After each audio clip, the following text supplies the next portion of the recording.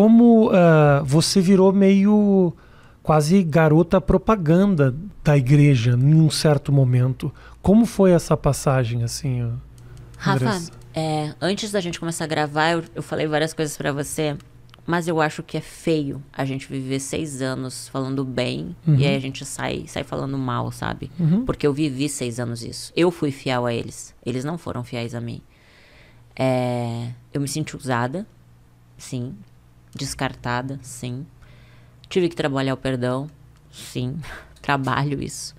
Falar sobre isso é muito difícil, porque no lugar que, de uma certa forma, era pra me tirar do inferno, quase me levou ao inferno de novo. Eu acho que... Eu confio na justiça, né? Eu digo, Deus vê tudo. Então, Ele me dando saúde, eu consigo trabalhar. Mas foi bem difícil, assim, sabe? O ano passado houve um rompimento. Passei por muitas humilhações, muitas decepções. Sofri retaliação porque eu não quis ir pra política. Então eu acabei me sentindo objeto. Eu disse que eu me senti mais usada na igreja do que na prostituição. Porque na prostituição eu ganhava grana, né? Na igreja eles me tiraram todo o meu patrimônio. Então imagina, tu passa por N situações que tu te culpa a vida inteira pra construir um patrimônio. E hoje eu não tenho grana nem pra pagar a faculdade do meu filho. Porque eu dei tudo pra igreja. Entendeu? Então, assim, hoje eu vejo que Deus não queria o meu dinheiro, sabe? Ele queria o meu coração. Só que quando você tá envolvido, você tá de frente com a morte... Na verdade, eu nunca tive muita orientação, sabe, Rafa? Eu nunca tive pessoas do meu lado que me dessem algum direcionamento. A pessoa mais fiel que esteve comigo foi o Cacau, meu assessor, que eu tive que abrir mão da amizade dele quando eu entrei pra igreja. Entendeu? Que foi a pessoa que me estendeu a mão agora, o ano passado, quando eu tava no fundo do poço, sem grana pra nada, assim, pedindo um milagre de Deus. Nenhum irmãozinho da igreja bateu na minha porta perguntando se eu precisava de um gás pra dar pro meu filho. E aí a pessoa vem dizer assim, você é uma ingrata. As pessoas não sabem o que eu vivi, Rafa. As pessoas não sabem o que eu vi, o que eu ouvi, o que eu passei. Mas Deus sabe. Então eu nunca liguei porque as pessoas falavam. Dane-se, as pessoas não acreditam, entendeu? Não tô nem aí. Eu sei que Deus me deu vida e eu vou viver até quando Ele quiser. Se Ele quiser que eu morra hoje, eu vou morrer hoje. Posso sair daqui e morrer, entendeu? Hoje a minha consciência tá limpa. Eu sei que eu tenho Jesus, que Ele perdoa os meus pecados. Eu tô viva por causa dEle. Então, o Jesus que eu acredito é muito mais que uma religião. Eu não tô presa a um CNPJ, eu não tô presa a um tijolo, eu não tô presa aos homens, eu não tenho medo de ninguém. Então... É difícil pra caramba você descobrir isso sozinha, né? A gente tava conversando isso antes, assim, é um processo que você não tem nenhuma... Não existe coach religioso que fala, não, olha, as coisas você vai se descobrir dessa forma. É no seu travesseiro, né, que você descobre. Na verdade, não existe nada melhor do que uma consciência tranquila. Acho que a nossa consciência fala muito. Acho que a forma de Deus falar com a gente, Rafa, é na nossa consciência, sabe? Porque sempre vai ter uma voz que vai dizer assim, legal, faz o que é ruim, faz o que é bom, sabe? Então, sempre existe os dois lados. Você sente isso? Que tem um diabinho e um anjinho o tempo inteiro contigo? Assim? Na verdade, todos nós temos, né? Que é o livre-arbítrio.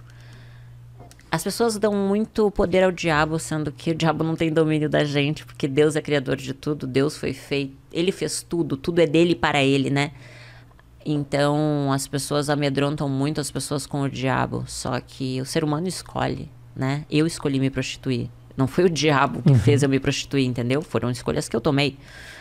E eu arquei por essas consequências. Então, acho que o diabo é os nossos pensamentos quando a gente se auto-sabota, quando a gente tem medo, quando a gente tem crenças limitantes, quando a gente acredita no que as pessoas dizem que a gente é, sendo que se a gente não é aquilo, a gente sabe quem a gente é, entende? Então, eu acho que o maior diabo é o nosso pensamento que nos auto-sabota. Por isso que hoje eu aprendi que a gente tem que olhar pra frente. Eu não posso mudar, Rafa, o que eu passei. Claro. Entende? Eu não posso. Foram escolhas que eu errei. Reconheço, fiz, me arrependo, mas eu não posso mudar. Eu tô com 33 anos. Então eu posso olhar daqui pra frente. Se no passado eu não tinha um bom relacionamento com meu pai e com a minha mãe, não adianta eu ficar jogando na cara deles o que passou. Eles só podiam dar o que eles tinham. Hoje eu planto amor com eles. Hoje o meu pai me liga todo dia, quase dizendo: filho, eu te amo, Deus te abençoe. Sabe, a minha mãe também. Então eu consegui recuperar laços vencendo o meu próprio orgulho. Porque, Rafa, a vida, o que eu aprendi com Jesus, Rafa? Porque assim, nada a ver, esse aprendizado eu não acredito que tenha sido de mim, sabe? Eu acredito que Deus deu essa direção, porque eu aprendi a perdoar, porque um dia eu vou precisar de perdão. Um dia eu vou estar lá prestando contas de novo. E eu vou fazer muitas escolhas erradas ainda. Eu não sou perfeita, eu erro. Entende? Eu peco de manhã, de tarde, de noite, num pensamento, numa atitude, num julgamento, numa palavra. Por mais que hoje talvez eu pense antes de tomar algumas decisões, que eu seja mais racional do que antes, que eu era tão emotiva, tão, né, agia no impulso, hoje talvez eu pense um pouco mais. Eu sei que eu vou ter que prestar contas para Deus de todas as minhas escolhas. Só que dessa vez vai ser diferente, porque eu tenho Jesus.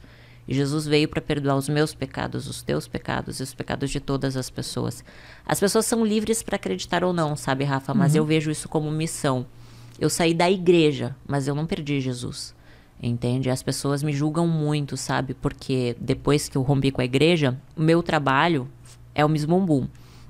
Então o Cacau, que eu tive que abrir mão dele, da amizade dele, por causa da igreja, foi a pessoa que me estendeu a mão. Disse: olha, Dessa, o Miss Bumbum, eu tô morando fora do Brasil, ele não tá mais acontecendo, mas para te ajudar, vamos lá, vamos voltar com tudo. Eu disse: vamos, preciso de uma luz no fim do túnel, entendeu?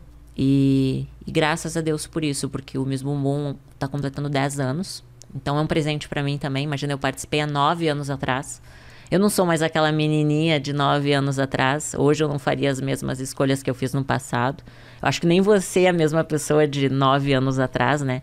E às vezes a gente comete erros e a gente não vê a proporção que isso pode tomar, o mal que pode trazer para nossa vida. Se a gente pudesse mudar, a gente mudava, mas a gente não pode. Agora, Andressa, quando você volta, o Miss Bumbum marcou um momento teu de guinada que te levou para um lugar muito escuro, né?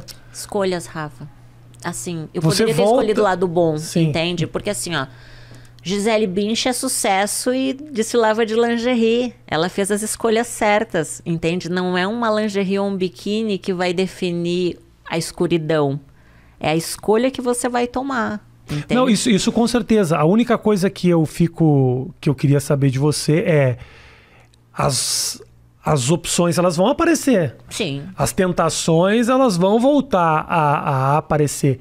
No que essa volta para o Miss Bumbum e para esse universo de exposição, porque novamente eu vejo a Andressa com a matéria no jornal, apareceu de uma forma ou outra, talvez propositalmente ou não dessa vez, mas assim, as matérias elas voltam um pouco com aquele mesmo tom, né? Que teve a impressão que eu tenho, assim, a jornada foi aquela exposição toda muito louca, depois a recuperação, o processo de saúde, a religião, e agora começa a beliscar naquela história. O que isso traz para você positivamente? Então, assim, Rafa, eu vou te falar uma coisa. Se eu tivesse grana como eu conquistei, se eu tivesse como, por exemplo, eu dei para a igreja 2 milhões, tá? Em patrimônios e... Se eu tivesse essa grana aplicada, talvez hoje eu não estaria fazendo as escolhas que eu estou fazendo. Mas eu preciso trabalhar. Entende? Hoje eu sou contratada do Miss Bumbum como garota propaganda, é o meu trabalho. No início foi bem difícil, porque eu via pecado em botar um biquíni, usar um decote assim eu jamais usaria. Então assim, foi muito difícil pra mim. Sabe, eu vivi 6 anos vivendo um fanatismo, sabe, que tudo era pecado, sabe. E aí você se deparar com uma situação assim, e agora? Eu preciso trabalhar, eu tenho filho para sustentar, eu tenho contas para pagar, sabe? Então é o meu trabalho. Eu tive que separar, dizer, não, esse é o meu trabalho, vou ter que vencer a mim mesma, os meus preconceitos. E comecei a tentar ver de outra maneira, porque daí eu consegui entender uma coisa, Rafa, que eu conheço pessoas religiosas que arrotam santidade e que traem os maridos. Entende? Eu conheço mulheres que são vestidas todas tapadas, mas humilham as pessoas.